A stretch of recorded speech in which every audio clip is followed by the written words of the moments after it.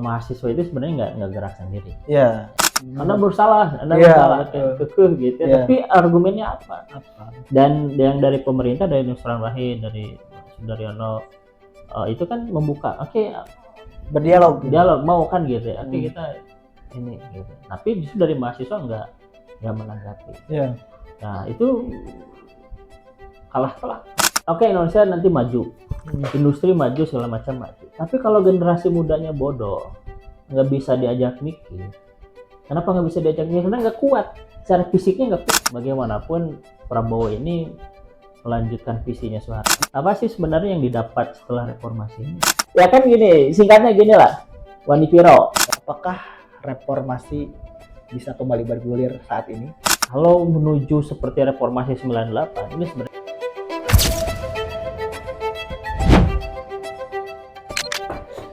Oke, assalamualaikum warahmatullahi wabarakatuh. Selamat pagi semuanya, penonton setia Akal Politik. Kali ini kita Akal Politik akan kembali menghadirkan sesi podcast bersama akademisi. Hari ini kita mengundang founder Akal Politik sendiri. Ini Pak Randi Maharima. Selamat pagi Pak. Selamat pagi. Sehat Pak? Alhamdulillah, masih sedikit ya kurang enak badan. Dari kemarin perjalanan jauh ya. Untuk mensyiarkan ilmu. Ada acara festival literasi di Banyumas. Oh gitu. Gimana acaranya Pak? Mantap. Ya perlu lebih besar lagi. Emang skalanya kemarin segimana Pak? Judulnya internasional tapi gitu. Tapi masih kurang peminat. Itu menunjukkan literasi di kita kurang optimal, kurang bagus gitu. Makanya acara-acara seperti itu harus terus ada dan itu didukung sama LPDP dan Kementerian Kebudayaan. Oh kemarin gitu. Ya. Oh, mantap, berarti dukungannya udah mantap berarti ya. Tinggal apanya berarti? Tinggal proses aja, terus bertahan.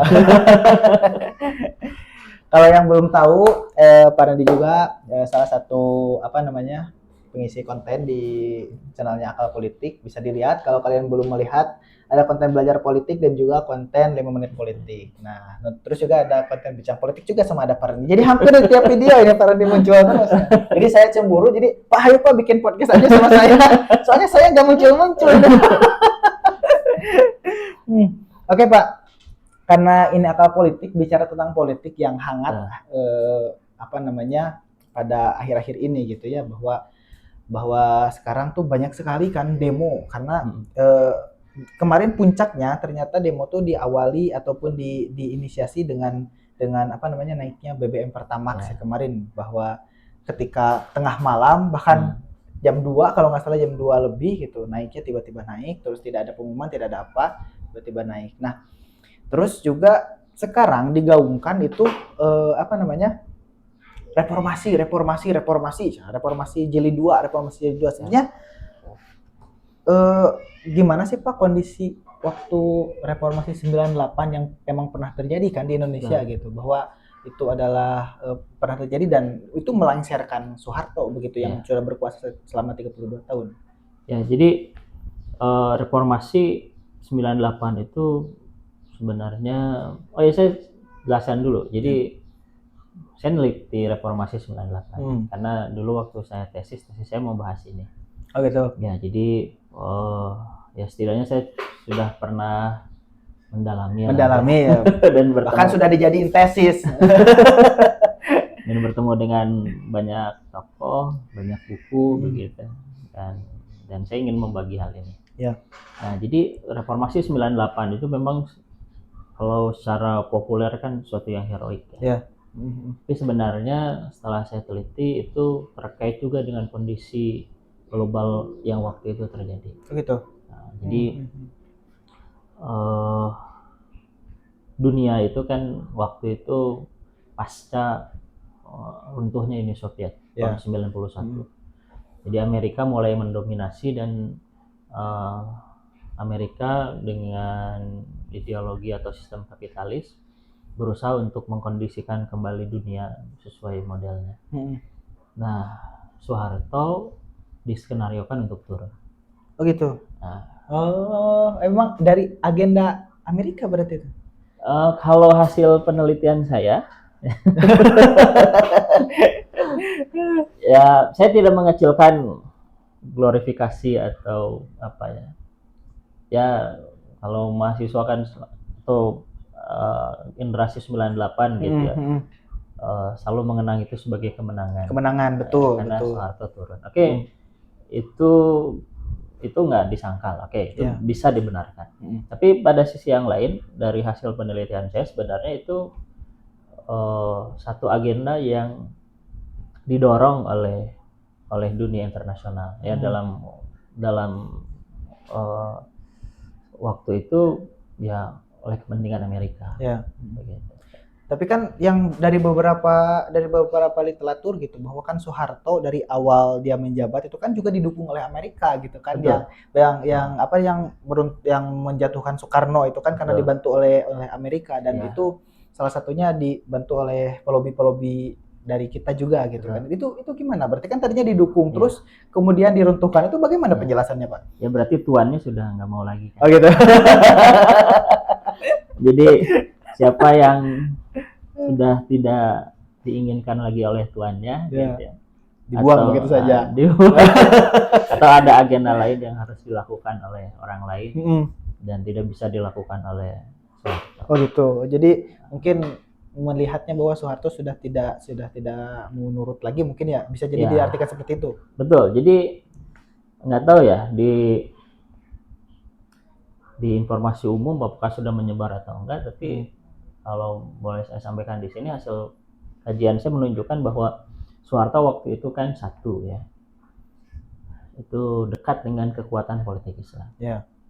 Dan agenda dari Amerika pasca menang melawan Uni Soviet, Amerika mencari musuh baru. Misalkan kita baca Huntington misalkan, atau Fukuyama misalkan. Yang lebih jelas Huntington kan ngusulin, ini Amerika mau lawan Cina atau mau lawan Islam katanya. Kata Huntington. Oh gitu. Kata Huntington begitu. Tapi kalau lawan Cina nggak usah lah. Kenapa nggak usah? Karena nggak terlalu kuat Cina. Waktu itu. Ya, waktu itu. Dan dari segi sejarah Amerika sebagai representasi Barat, gitu ya, kata Huntington, itu nggak pernah kalah lawan Cina. Barat itu hanya pernah kalah melawan Islam. Dan kalahnya nggak sekali, 2 kali. Ya, kata Huntington begitu. Kalahnya nggak sekali tapi 2 kali. Nah, jadi kata Huntington, ya udah sekarang Amerika harus musuhnya Islam. Nah, gitu. Nah, jadi kan bisa kebayang narasi dunia, Amerika musuhnya Islam.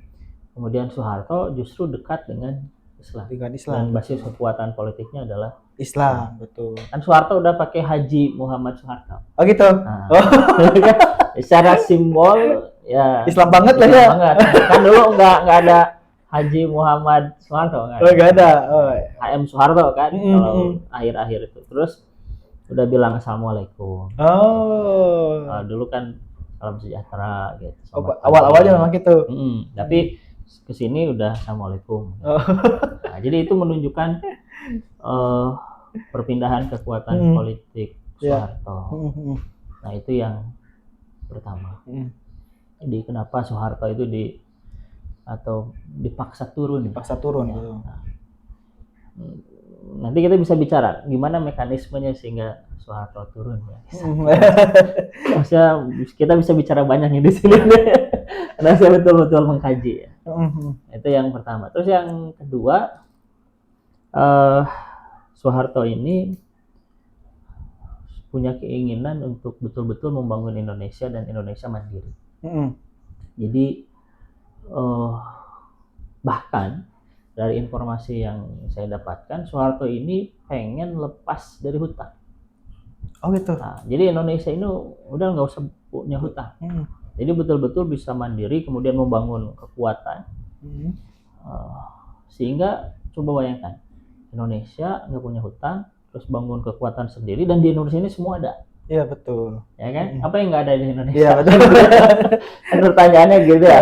Betul. Ikan ada. Kalau kita mau makan ikan gampang. Minyak ada. Gas ada. Ya, mineral-mineral penting untuk teknologi ada. Air banyak ya. Pertanian melimpah, betul. Nah, jadi kalau Indonesia hidup sendirian ya, diisolasi oleh dunia. Asalkan kita mandiri, kita maju bisa. sebenarnya. Kita maju. Dan bayangkan kalau Indonesia begitu maju, dan ini bisa menjadi pemimpin dunia. Betul. Ini bisa menjadi pemimpin dunia, dan di bawah kepemimpinan Soeharto dengan visi seperti itu, apalagi dengan gagasan kebudayaan peradaban Islam yang sudah sangat secara sejarah kan sangat kuat. Dan Indonesia sendiri mayoritas beragama Islam, dan dalam banyak kajian ya sering mengatakan bahwa kemajuan sebuah bangsa, sebuah budaya itu paling kuat didasari oleh agama. Itu dalam banyak kajian di ilmu sosial begitu. Nah, sehingga kita bisa kita bisa mengatakan masuk akal kalau misalkan Amerika nggak menghendaki Soeharto memimpin Indonesia. Kenapa? Karena nanti apa yang ditakutkan oleh Amerika bahwa Islam itu adalah ancaman. Ya meskipun sangat Islamofobia ya. Iya betul. Karena apa sih yang menjadi ancaman dari dunia Islam itu? Kan nggak ada juga ya kan. Nah, justru yang menjadi ancaman sebenarnya Barat dengan wajah imperialismenya, ya kan? Kalau mau jujur ya. Nanti dibahas lagi lah. Kita fokus dulu. Nah jadi dua hal utama itu yang menyebabkan Soeharto harus turun.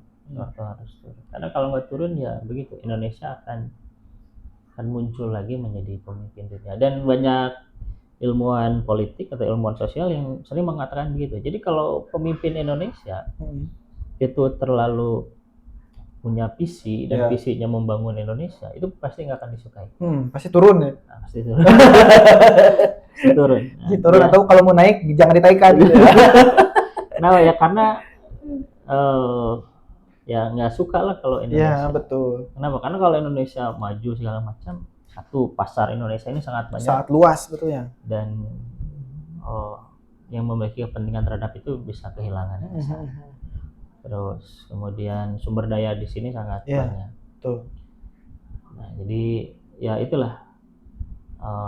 Jadi menjadi bangsa besar, menjadi bangsa kaya itu bukan hanya berkah, tapi juga bencana. Jadi memang kita jangan terlalu gembira menjadi bangsa yang besar, bangsa yang kaya. Ya. Besar badannya mungkin apa ya? Karena menjadi bangsa yang besar dan kaya itu salah satu sisinya adalah ancaman. Iya betul. Nah kemudian tadi masukkan waktu itu, tapi kan Soeharto ketika membangun visi itu gitu dengan berbagai pembatasan demokrasi yang dia lakukan yang berdasarkan beberapa literatur sejarah seperti itu kan, beberapa pembatasan demokrasi seperti Golkar harus selalu menang, terus juga pers ataupun jurnalis dibredel dan lain sebagainya dibatasi gitu kan, terus juga tingkah laku kritik pun dibatasi. Itu menanggapinya bagaimana gitu? Ya itu realitas kekuasaan. Kita nggak bisa menutup mata terhadap hal itu. Ya. Tapi kan kekuasaan tidak selalu berhenti di titik yang sama. Gitu ya. Jadi kekuasaan selalu berubah, ya selalu berputar gitu ya. Dan pada saat itu ya Soeharto sudah berubah. Sudah berubah salah satunya tadi ya keberpihakannya kepada kekuatan Islam. Nah pertanyaannya begini, kenapa dulu Soeharto begitu? Ya, kenapa dulu Soeharto represif segala macam? Karena waktu awal-awal Soeharto berkuasa, mungkin bukan Soeharto secara pribadi ya. Karena Soeharto secara pribadi kalau saya baca ya Soeharto ini religius. Betul. Soeharto ini religius. Jadi bukan Soeharto secara pribadi. Tapi Soeharto sebagai sebuah rejim, sebagai sebuah rejim kekuasaan. Kan kekuasaan itu ditopang oleh solidaritas sosial atau oleh kelompok inti lah gitu ya. Nah, jadi rejim Soeharto di awal itu kan menempatkan Islam sebagai musuh. Gitu. Kenapa menempatkan Islam sebagai musuh? Satu, Soeharto berkaca kepada apa yang terjadi tahun 66, bahwa yang menurunkan dan membubarkan PKI salah satu kekuatan utamanya adalah kekuatan Islam. Nah, dan Soeharto berdiri di sana, di atas kekuatan Islam. Nah, namun, ini yang jadi catatan. Ketika Soeharto berkuasa, yang menopang dari dunia internasional itu bukan dari kekuatan Islam. Waktu itu belum ada Saudi yang kaya sekarang, belum ada Qatar kaya sekarang, apalagi yang super kaya atau Emirates segala macam belum ada ya. Waktu itu ya negara Arab sudah kaya tapi nggak sekaya sekarang dan nggak sekuat sekarang juga gitu. Betul, nggak sekuat sekarang juga. Nah, sehingga waktu itu ya Soeharto minta bantuannya dan dibantu ya oleh Amerika, gitu, oleh Amerika. Dan kekuatan itulah yang menjadi unsur utama dari basis kekuatan Soeharto. Iya betul. Sehingga akhirnya menempatkan Islam sebagai ancaman pada awal-awal. Gitu. Karena kan yang saya baca juga kan banyak yang pelobi ke Amerika itu rata-rata dari kalangan non Muslim kan, yang pelobi salah satunya mungkin yang ke Amerika aja gitu, banyak dari sisi itu gitu. Dan Soeharto memanfaatkan itu. Iya, yang jadi persoalan sebenarnya bukan Muslim atau non Muslimnya ya, tapi cara berpikirnya. Gitu, cara berpikir yang kemudian menempatkan Islam itu sebagai ancaman.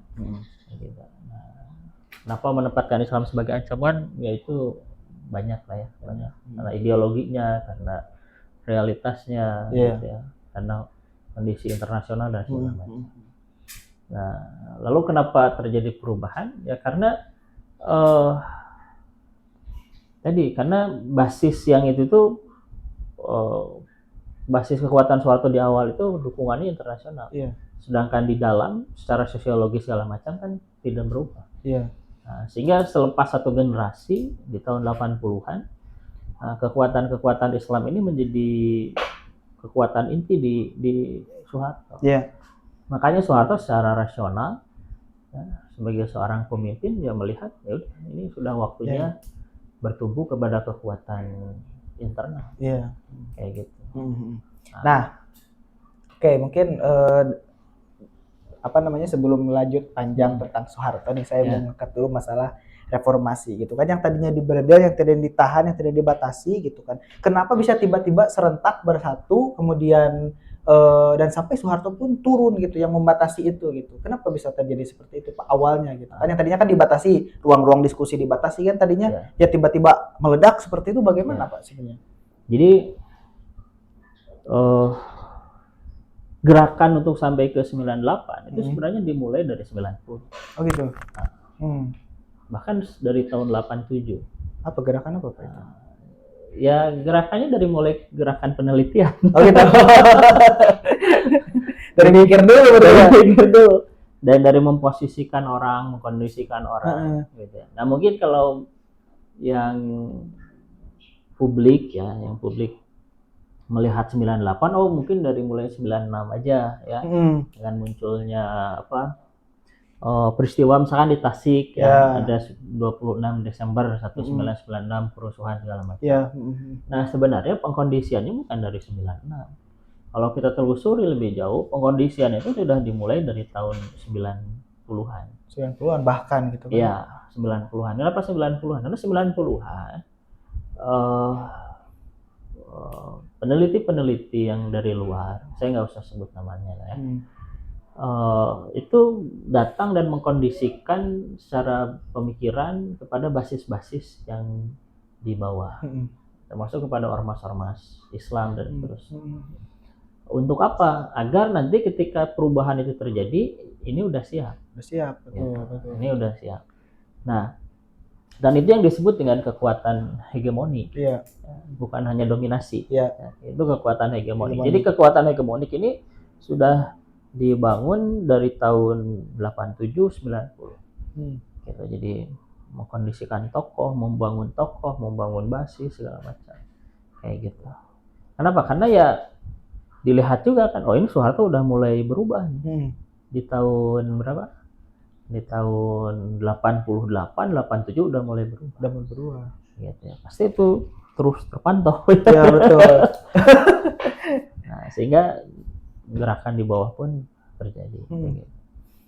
Tapi kemudian apakah waktu itu Soeharto juga tidak punya intel untuk mendeteksi hal itu gitu, atau bagaimana, atau dimanipulasi atau bagaimana Pak? Ya, dengan kelengahan Soeharto waktu itu kan dimulai dari tahun 90. Ya Soeharto juga punya. Cuma kan nanti keputusan akhirnya itu di titik dimana keputusan apa yang harus diambil gitu. Kan bisa aja waktu itu Soeharto nggak turun. Soeharto punya kekuatan. Kan? Iya betul. Terus Soeharto tangkapin aja semuanya. Ya kan? Terus lebih represif lagi segala macam. Betul. Kan bisa aja begitu. Bisa aja begitu. Nah, tapi saya melihat begini, orang-orang seperti Soeharto, Soekarno gitu ya, setidaknya dua itu adalah pemimpin yang mencintai rakyatnya. Jadi bukan semata-mata dia berkuasa, dapat keuntungan, dapat kemudahan segala macam dari kekuasaan, tapi kemudian mereka adalah pemimpin yang mencintai rakyatnya. Gitu ya. Setidaknya Soekarno dan Soeharto. Nah, sehingga dalam kondisi tertentu Soekarno dan Soeharto ini memilih, ya udah saya harus tinggalkan kekuasaan karena saya lebih mencintai rakyat saya daripada kekuasaan. Kayak gitu. Nah, jadi ketika misalkan kita posisikan diri sebagai Soeharto pada waktu itu. Kalau kita misalkan ngambil keputusan, udah semuanya ditangkap, ditembaki segala macam, beres urusan, konsolidasi lagi kekuatan segala macam, bisa aja. Nah, tapi itu akan menjadi terus tuh pergolakan.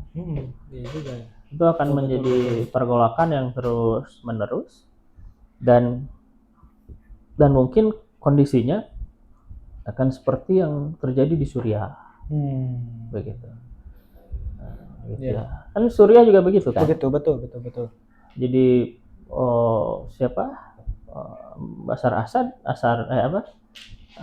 Assad ini nggak milih mundur. Ketika desakan dari bawah ini sangat kuat, nggak milih mundur, tapi milih ya udah pertahankan dengan peperangan dan segala macam. Iya, betul. Nah, Soeharto, Soekarno itu memilih tidak melakukan itu. Kayak gitu. Ya. Nah, mungkin juga kan kemarin ya Soeharto oke lah misalkan memilih untuk seperti itu. Berarti kan tandanya bahwa Soeharto pun tahu sebenarnya ada pergerakan di bawah sebetulnya gitu kan. Tapi beliau melihat bagaimana rakyatnya untuk apa namanya tadi mencintai rakyat dan sebagainya. Nah, kemudian dengan apa namanya dengan memilihnya Soeharto untuk mundur gitu waktu itu kan berarti kan pilihan pribadi kan, maksudnya langsung pilihan pribadi karena bisa saja tadi bahwa Soeharto itu mempertahankan kekuasaannya dengan apa membasmi orang-orang atau membasmi kekuatan-kekuatan yang mengganggu. Nah, kemudian masuk kalau misalkan oke lah Desember 8 udah usai, udah sekitar hampir 30 tahun kan sekarang bahwa sekarang nih bahwa terjadi lagi nih bahwa demo besar-besaran bahkan hampir setiap hari nih dimulai dari kemarin hari Jumat, Sabtu, Minggu, Senin, sekarang bahkan hari Rabu sekarang ada banyak sekali konsolidasi aksi yang mengkondisikan bahwa hari ini itu aksi gitu kan. Nah, jadi sebenarnya apa sih yang sudah didapat 98 dan hari ini mungkin apakah dirampas kembali atau rakyat merasanya bagaimana sebenarnya untuk kondisi saat ini? Jadi kalau boleh saya kritik ya, yang terjadi reformasi itu kan sebenarnya apa sih yang kita dapat dari reformasi? Iya betul. Kan kalau kita ambil dari bahasanya reformasi, berarti kan kembali ke reformasi awal. Reformasi awal itu apa? Formasi awal itu apa? Nah, formasi awal itu kan kemerdekaan. Merdeka kan, konsep merdeka. Iya betul. Nah, cuma kan yang jadi masalah yang muncul kan bukan konsep merdeka. Yang muncul adalah konsep liberalisasi. Iya. Ya, yang muncul adalah konsep demokrasi liberal. Demokrasinya bukan demokrasi Indonesia, tapi demokrasi liberal. Jadi nanti kita harus tanya ke Amin Rais ya. Mungkin kalau Pak Amin nonton ya, mungkin kita suatu waktu bisa sawan ke sana Ya, betul. podcast Mudah-mudahan nih ini ditunggu undangannya. podcast dan Pak Amin mau suara terbuka begitu. Ya, betul. Menjelaskan kepada kami generasi muda khususnya dan seluruh penonton Akal Politik ya. Sebenarnya apa sih yang sudah dicapai dari reformasi ini? 98 betul. Oke. Meskipun ya kalau menurut beberapa peneliti yang paling berpengaruh itu Amin Rais ya, termasuk Gus Dur sudah meninggal dan Megawati. Iya. Megawati. Nah, jadi yang tokoh-tokoh paling pentingnya ya masih ada sekarang ya ada Pak Amin, Megawati gitu ya. Sebenarnya banyak lagi tokoh-tokoh Iya. yang lain. Nah, jadi kembali lagi apa sih sebenarnya yang sudah kita dapat ya dari reformasi gitu ya. Kalau misalkan mengikuti narasinya Soekarno ya kita masih neo-imperialis. Kita masih nekolim ya. Iya. Jadi nekolim, neo-imperialis masih ada di Indonesia. Nah, kalau mengikuti narasinya Soekarno ya kita masih belum reformasi. Iya. Gitu ya. Walaupun sudah terjadi 98 itu masih belum. Iya kan nekolim masih ada. Masih ada kan. Nekolim ini kan misalkan ya kalau dalam narasinya Soekarno ya. Misalkan Freeport ya. Ya. Kan kata Soekarno itu nggak boleh tuh. Kata Soekarno nih Papua itu ya udah kita olah sendiri untuk kemajuan Indonesia. Ya, betul. Nah, gitu ya. Soekarno bilangnya begitu. Kenapa? Karena Soekarno mengatakan ya kita harus merdeka dan merdeka itu bebas dari neo-imperialisme, gitu kan. Itu disebut imperialis kenapa? Karena keuntungan terbesar dari sumber daya alam itu bukan untuk Indonesia. Gitu. Kita hanya dapat apanya ya, gitu betul. Nah, tidak diekstraksi di sini, tidak diolah di sini. Iya, bahkan bahan mentahnya doang kan. Kayak gitu. Emasnya diambil ya, dan kalau kata salah satu informan itu tuh gelap, bisnis gelap. Jadi barang tambang itu diambil, berapa sih diambilnya? Nah, jadi kalau ada informan katakan misalnya diambil 10 dari alam, diambil 10. Yang dilaporkan cuma 1. Oh gitu. Misalkan begitu. Atau yang dilaporkan 5 gitu. 5-nya lagi nggak dilaporkan. Jadi Darmaji berarti. Kalau kata orang Sunda Darmaji gitu, dahar 5 ngaku hiji. Nah, itu hal seperti itu dari beberapa informan sering terjadi di tambang. Iya. Setelah reformasi gimana ya? Sama saja sekarang pun gitu ya. Beberapa informasi begitu ya. Tapi apakah betul seperti itu ya kita nggak tahu juga. Nah, jadi apalagi coba reformasi reformasi awal misalnya, apalagi yang reformasi awal. Kebudayaan kita misalkan. Budayaan kita gimana sekarang? Iya. Ya kita masih kalah oleh Korean apa? Drakor ya. Drakor. Itu budaya populer betul. Ya. Ada di kita. Di kita, iya. Bukannya anti, tapi kan ketika kita mengatakan reformasi kembali ke reformasi awal dari merdeka itu hendak membangun budaya kita sendiri. Makanya di awal kemerdekaan kan ada perdebatan antara Lekra sama Dewan Kebudayaan apa gitu ya. Kenapa? Karena ingin membangun kebudayaan kita sendiri. Hari ini apa? Enggak ada. Iya benar. Jadi reformasi apa yang telah didapat kita setelah reformasi? Selain menurunkan Soeharto. Iya juga ya. Benar. Terus kemandirian ekonomi gimana? Gitu. Iya. Jadi makanya apa sih sebenarnya yang didapat setelah reformasi ini? Apa nopalis sebagai yang hidup setelah reformasi kan? Kalau saya kan masih menikmati waktu Orde Baru lah yang belum dewasa. Gitu. Ya, saya adalah terakhiran ini reformasi. Pasca reformasi kan? Pasca reformasi, pasca amandemen ini. Oke. Nah, terus juga tadi sebenarnya lebih banyak lagi mengenai apa namanya tadi Freeport dan lain sebagainya. Nah, terus juga kan kemarin bahwa yang sekarang hari-hari ini dikemukakan oleh publik itu bahwa inti keresahannya adalah sebenarnya MBG hari ini ya. Justru kan bahwa katanya kan sebenarnya MBG itu udah cacat dari awal, bahkan sekarang buktinya adalah kepalanya pun ditangkap gitu kan, kepala BGN-nya juga ditangkap. Itu salah satu bukti bahwa pengelolaan MBG, bahwa MBG itu tidak direncanakan secara matang dan tidak ada perhitungan akademisnya menurut saya pribadi. Terus juga setelah Dadan ditangkap itu tidak ada statement untuk berbenah, misalkan oke, stop dulu, kita sampai evaluasi total semua SPPG dievaluasi dan lain sebagainya. Itu pun hari ini tidak ada. Itu yang menjadi salah satu tuntutan dari demo hari-hari ini gitu.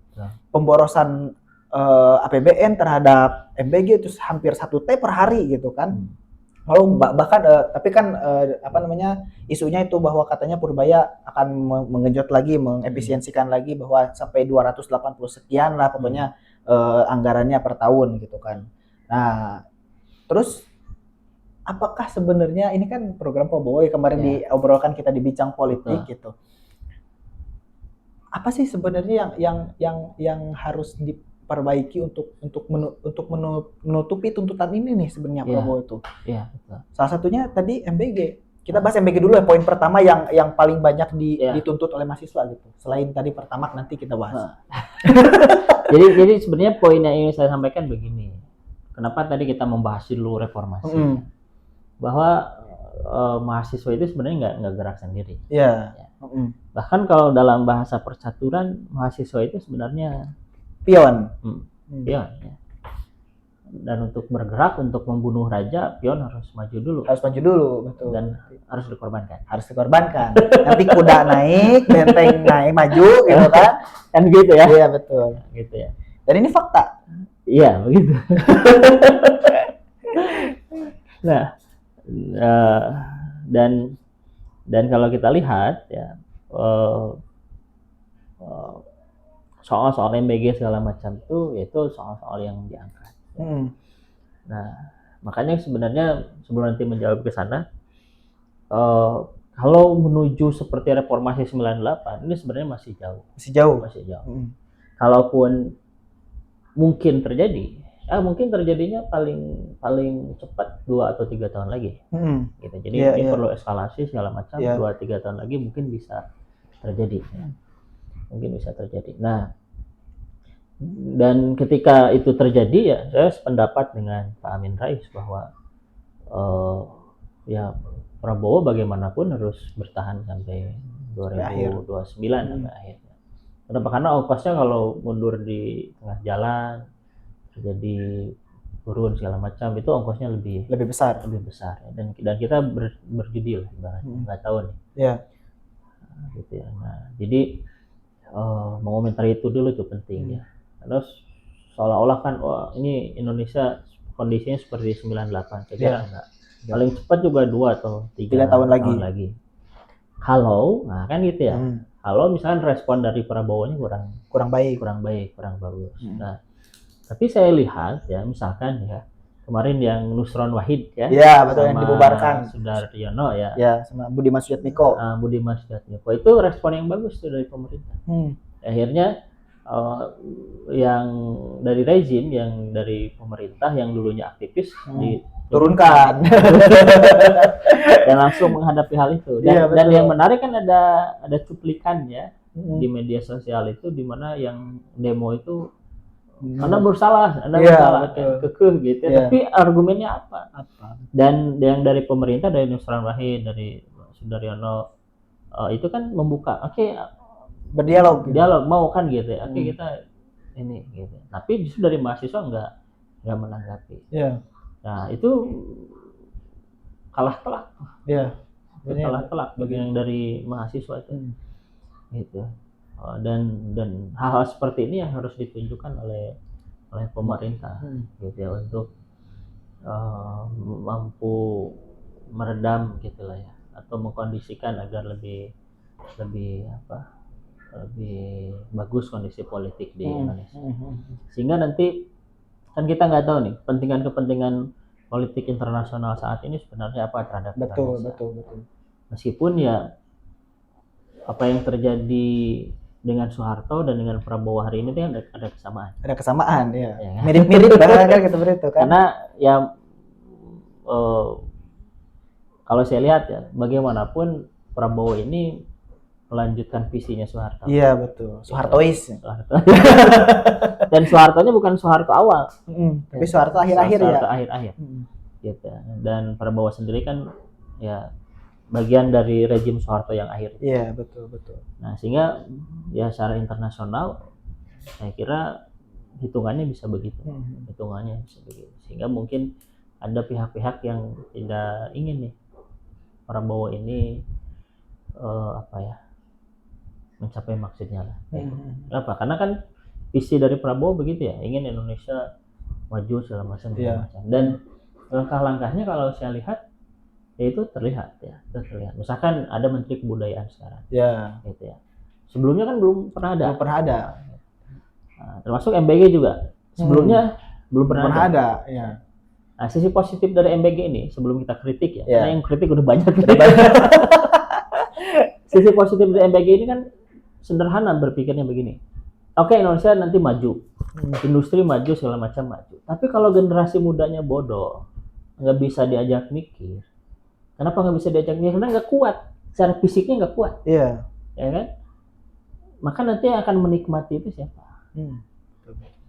Kalau otaknya bodoh, mentalnya terbelakang, ya secara fisik gitu ya, maka kan nanti paling jadi budak aja. Jadi kalaupun nanti Indonesia misalkan maju industrinya segala macamnya, ya berarti kan nanti pribumi hanya jadi betul juga. Kelompok besar ini akan jadi orang-orang yang jadi bahasa kasarnya budak aja, jadi pegawai rendahan aja.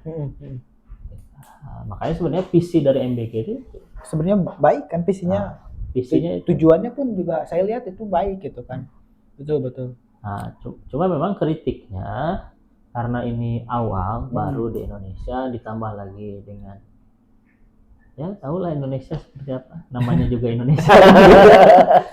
Hal seperti itu kan ya itu realitas yang kita hadapi sekarang. Misalkan begini, contohnya begini. Di mana-mana ada, misalkan saya di pemerintahan, di banyak tempat segala macam ada zona integritas. Zona integritas. Saya beberapa kali neliti lihat dan zona integritas itu akhirnya cuma sebatas slogan aja, lip service aja. Gitu. Substansinya segala macamnya justru enggak terjadi. Gitu ya. Dan hal itu banyak terjadi di Indonesia. Artinya apa? Artinya perubahan cara mendasar, reformasi birokrasi di Indonesia itu terus dilakukan, tapi kemudian belum mencapai sesuai yang diinginkan. Dan itu tantangan ketika melakukan MBG. Apalagi ini MBG hal yang baru, uangnya begitu banyak. Ya kan? Iya, benar. Maka orang-orang yang punya niat jahat, itu pasti akan datang. Gitu. Kan logikanya begitu. Belum lagi kan masyarakat dalam kondisi yang ya sama begitu. Ya makanya sebenarnya reformasi ini tuh kalau kita rinci hal yang negatifnya banyak juga ya, betul juga. Banyak juga. Jadi pasca reformasi ini hal yang negatifnya. Tapi kalau melihat secara administrasi hukum dan lain sebagainya, saya melihat bahwa MBG itu belum punya aturan undang-undang sendiri. Kenapa itu bisa digulirkan seperti itu? Kenapa tidak kan ini program prioritas nih, minimal bikin undang-undang gitu kan dulu secara legal formalnya gitu kan, hanya sebatas keputusan presiden untuk membentuk BGN kan, sebenarnya seperti itu kan kalau saya melihat. Itu kenapa Pak sampai hari ini? Bahkan kan apakah ini justru adalah celah untuk tidak bisa digugat kepada MK bahwa MBG pun sebenarnya tidak ada undang-undang yang mau digugat apa gitu kan. Itu bagaimana itu Pak? Kalau kita tinggal secara politik, kalau secara hukum saya nggak begitu bisa berkomentar. Nanti kita undang ahli hukum ke sini. Ya nanti podcast di Senan ahli hukum itu lebih bagus ya. Tapi kalau secara politik begini, kita punya hitung-hitungan. Maksud kita itu kalau kita memposisikan diri sebagai rejim penguasa, kita pasti punya hitung-hitungan. Saya berkuasa dan kondisi di bawah saya seperti ini, ya, dan ini semua harus terkondisikan, ya kan? Dan adat atau kebiasaan politik di Indonesia seperti ini kondisinya. Mungkin penonton bertanya-tanya seperti ini tuh Iya, bagaimana? seperti itu. Saya juga mau bertanya barusan seperti itu bagaimana? Ya kan gini, singkatnya gini lah, Wanipiro. Kan gitu ya, singkatnya begitu kan, Wanipiro. Kan begitu kondisinya, Iya. begitu kondisinya, tidak bisa dipungkiri. Makanya ini reformasi tapi kok Wanipiro. Iya juga ya. Tapi kan itu realitas. Iya. Dan Prabowo berkuasa dalam realitas seperti itu. Dan dalam tinjauan politik, MBK ini jadi cara untuk stabilisasi. Cara untuk stabilisasi kekuatan politik ya di tengah kondisi politik Wanipiro. Iya. Iya juga ya. Jadi memang kan kalau politik itu tidak berbicara menurut hukum legal sah atau tidak, benar atau tidak ya. Kalau politik itu kan akhirnya begitu. Kenapa? Karena kan kata orang politik ya politik yang bikin undang-undang itu. Nah, ya itu realitas yang dihadapi dalam politik. Gitu. Makanya kan kalau menurut konstitusi kita kan hikmah kebijaksanaan. Makanya jadi orang politik itu nggak gampang. Iya. Susah. Soalnya bukan main. Ya oke. Nah, jadi kalau lebih dijelaskan lagi gimana tuh bahasanya? Karena saya kalau berbicara terlalu jelas agak bingung juga. Agak susah nih ngomongnya nih. Tapi gimana coba? Jadi gimana? Jadi mungkin gimana juga ya? Ya jadi gini, jadi mungkin singkatnya gini, Prabowo ini dengan MBK menjadikan MBK ini sebagai alat stabilisasi kekuasaan.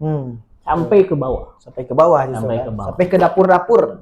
Iya, sampai ke dapur-dapur. Sampai ke persoalan paling mendasar makan. Nah, gitu. Iya. Stabilisasi di bawah. Karena kalau nggak stabilisasi di bawah, apapun nggak bisa dilakukan. Iya. Gitu. Nah, tinggal ya kebijaksanaan Prabowo mau sampai kapan seperti ini. Karena kalau terus seperti ini, ya oke, ini stabilisasi udah cukup atau belum? Bahasanya begitu. Kalau kata Prabowo udah cukup, ya lanjut. Jangan terus begini. Kalau terus begini bukan stabilisasi. Iya, pemborosan ini. Pemborosan, terus penghancuran pribadi itu. Nah, tapi saya melihat sinyal ketika kepala MBG diganti ditangkap, ini berarti Prabowo sudah mulai berbenah, melangkah ke langkah selanjutnya. Step by stepnya ini step kedua ini sebenarnya. Ya, step kedua. Betul kan, step kedua. Nah, memang sih sebenarnya saya dan kita di media sosial, kami gitu di media sosial itu yang menolak MBG itu sebenarnya bukan menolak MBG-nya justru, karena ini adalah program yang kita akui ini adalah program yang baik. Kita ini urusan makan kan nomor satu tetap di mana-mana kan, makan tetap nomor satu. Cuma yang kita kritis itu yang tadi bahwa tata kelolanya yang buruk, terus juga pemborosan anggaran, pos anggarannya kenapa mengambil dari pos pendidikan gitu kan? Apakah tidak bisa mengambil dari pos-pos lain gitu kan? Anggarannya apakah bagaimana gitu kan? Kita melihat bangunan SD yang bobrok dan terus dikasih makan itu makannya bagaimana gitu kan? Apakah kondisinya memungkinkan juga untuk makan ketika bangunannya pun runtuh gitu? Apa gimana sebenarnya itu? Ya, itulah yang jadi persoalan. Iya, betul. Makanya kan yang salah satu yang dilakukan oleh Prabowo hari ini kan, dan itu menurut beberapa pendapat menjadi salah satu sebab terjadinya kenaikan dolar, gonjang ekonomi. Iya, betul. Kenapa? Karena Prabowo mau menuntaskan yang bocor dulu. Iya. Kan dari dulu kan dulu ya. Kan dari dulu dari kampanye awal Prabowo mencalonkan presiden kan begitu ya, bocor gitu. Nah, yang bocor ini mau digimanakan, ditambal ya. Sehingga nanti yang harusnya masuk ke negara menjadi hak hidup rakyat dan seterusnya. Iya. Ya. Nggak lagi masuk ke yang lain gitu. Kebocoran itu kan mengakibatkan begitu. Iya. Sekarang dengan adanya kebijakan terkait sumber daya alam, ekspor segala macam.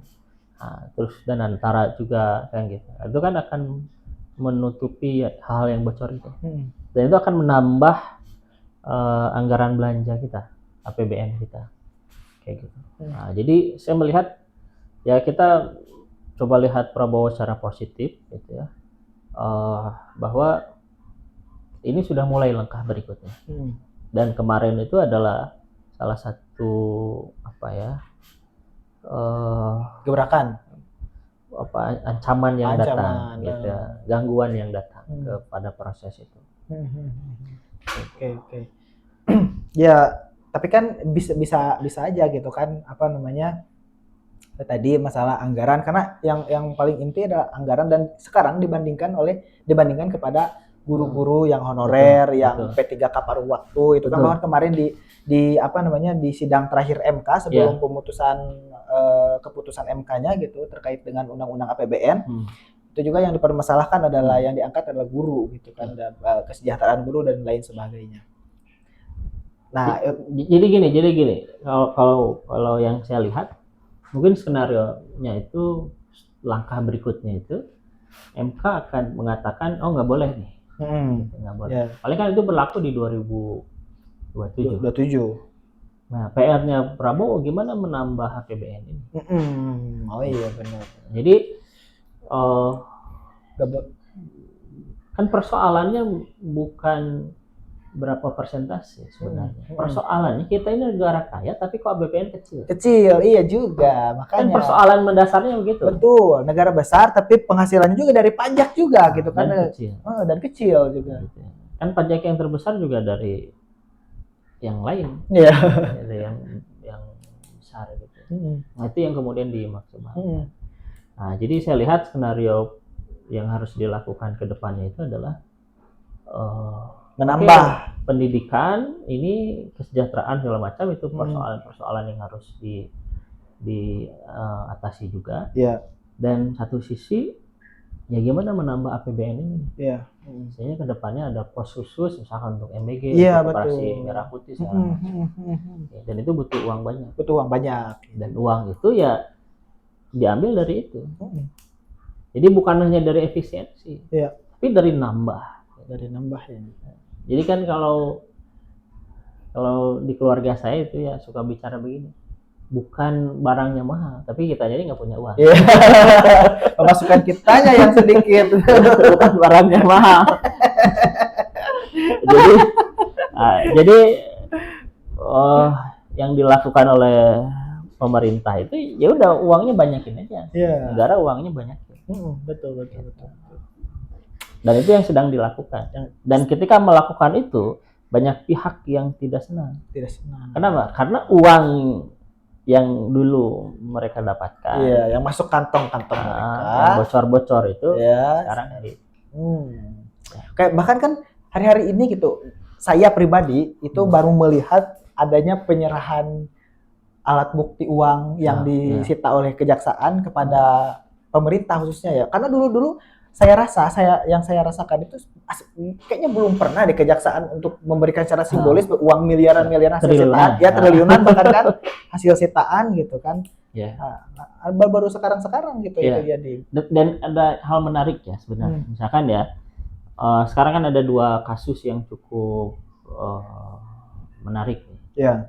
Terkait dengan Nadiem dan siapa yang Tani Hub itu. Yang siapa saya lupa pokoknya, yang orang luar itu tadi kerja di luar ya, terus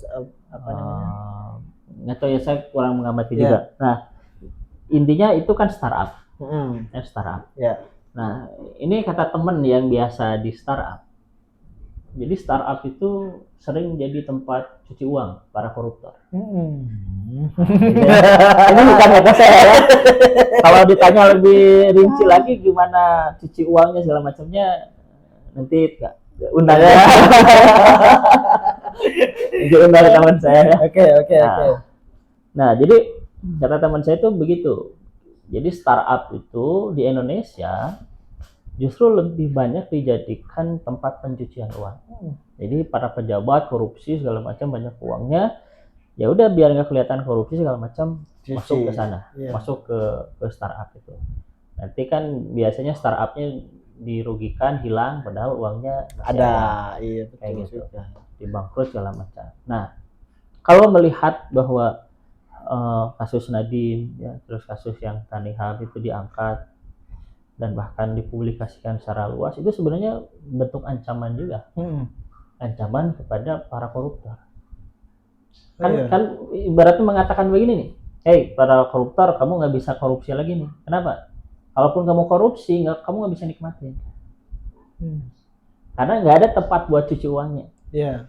Nah, kayak gitulah pesan-pesan secara politiknya begitu. Ya paham. Nah, misalkan meskipun secara publik kan salah satu pesan lain yang diangkat, oh ini yang muda, yang inovasi buat usaha kan gitu ya. Iya. Kalau di media sosial kalau saya baca sering kayak gitu. Oh ini Nadiem ini mau dia usaha segala macam, yang Tanihub juga begitu dan seterusnya. Nah, tapi kalau saya lihat dari secara politik, ini bentuk komunikasi politiknya begitu. Iya, bentuk pesan gitu kan. Untuk pesan. Nih para koruptor, kamu jangan koruptor lagi. Karena kalau Anda udah gak bisa nih nyuci uang gitu kan. Ininya begitu. Iya, oke. Paham. Nah, oke, terus juga itu dari sebagainya tadi udah dibahas terkait MBG, itu kan persoalan yang paling penting gitu. Udah mungkin jengah dan lain sebagainya lah ya, bahwa MBG sudah carut marut seperti itu. Tapi ketika dicopot itu adalah step berikutnya, sebenarnya kita harus tunggu, karena kan kemarin ada pengumuman bahwa katanya pas libur kan, kalau kemarin libur pun tetap dibagi kan MBG. Kalau sekarang katanya mau di stop, mau evaluasi total ketika liburan sekolah gitu. Kita tunggu sebenarnya bagaimana evaluasi total itu dilaksanakan. Pertanyaan terakhir untuk menutup sesi, apakah reformasi bisa kembali bergulir saat ini dengan eskalasi yang sekarang? Jadi reformasi itu apa sih sebenarnya? Masuk lagi pertanyaan. Ya kan bisa aja kita mengatakan begini, apa yang dilakukan oleh Prabowo pun sebenarnya bisa aja itu reformasi. Ya kan? Oke. Iya. Ya kan? Ketika Prabowo mengatakan kita harus menjadi bangsa yang kuat, kita harus mandiri, jangan bocor, itu kan bentuk reformasi. Menjadi bangsa yang merdeka. Ya kan? Iya. Nah, jadi kecuali kalau kita maknai reformasi cuma sekedar Soeharto turun, maka sekarang Prabowo turun. Misalkan yang naik Gibran, saya juga tidak mau sebenarnya. Saya juga tidak mau sebenarnya. Ketika Prabowo turun, Gibran pun bahkan mungkin bisa lebih buruk lagi. Kalau misalkan Soeharto yang naik Habibie kan oke lah, misalkan orang-orang pinter gitu kan, orang cerdas, Habibie gitu kan. Sekarang kalau Prabowo turun yang naik Gibran, saya juga lebih tidak setuju. Bukan apa-apa, bukan underestimate ya Pak Gibran, mohon maaf, tapi ya tahu lah Anda juga merasakan mungkin. Nah, jadi kita kalau saya ya, pertanyaan tadi, kita apakah mungkin reformasi jilid 2 ya, kita maknai dulu secara substansi reformasinya apa. Jangan zaman common sense reformasinya gitu. Nah, justru kalau mau dimaknai secara berbeda ya, apa yang dilakukan oleh Prabowo ini ya bagian dari reformasi. Misalkan koperasi merah putih ya, nah itu kan undang-undang nomor 33 ya kan, koperasi usaha bersama ya kan, bagaimana yang dijelaskan oleh siapa, Hatta betul, terus oleh bapaknya Prabowo juga kan, itu koperasi. Itu reformasi ya kan. Jadi sebenarnya yang harus jadi pertanyaan penting ini sebenarnya, isu reformasi ini oleh siapa? Oleh siapa? Ya, betul. Siapa memanfaatkan siapa? Iya, betul. Siapa memanfaatkan apa? Betul. Nah, kita perlu mengkaji. Saya belum bisa mengkaji nih. Ya, belum bisa mengkaji ini karena sibuk konten. Karena untuk mengkaji seperti itu butuh waktu, butuh dana, butuh pikiran yang sangat menguras. Iya, betul. Gitu ya. Jadi waktu saya tesis juga, wah itu tuh menguras ya. Iya. Ya dulu masih ujangan gitu ya. Belum punya buntut belum. Ya, kalau sekarang kan baru mau nulis, susah juga sekarang. Oke, terima kasih Pak Randi sudah mengobrol bersama saya di podcast hari ini dan saya akhirnya muncul di podcastnya setelah sekian lama saya tidak muncul ya kemarin. Oke, itu dia tadi podcast hari ini dari Akal Politik mengenai reformasi. Apakah ada pertanyaan dari kalian atau apakah kalian ingin bertanya terkait dengan apa itu reformasi tadi, terus juga hal-hal terkait politik hari ini bisa kalian tanyakan di kolom komentar dan kita bisa diskusikan. Atau mungkin nanti kalau misalkan ada komentar menarik kita akan undang narasumber untuk menjawab komentar itu. Oke, itu dia sekian dari kita dari podcast hari ini dan assalamualaikum warahmatullahi wabarakatuh. Sampai jumpa di podcast berikutnya.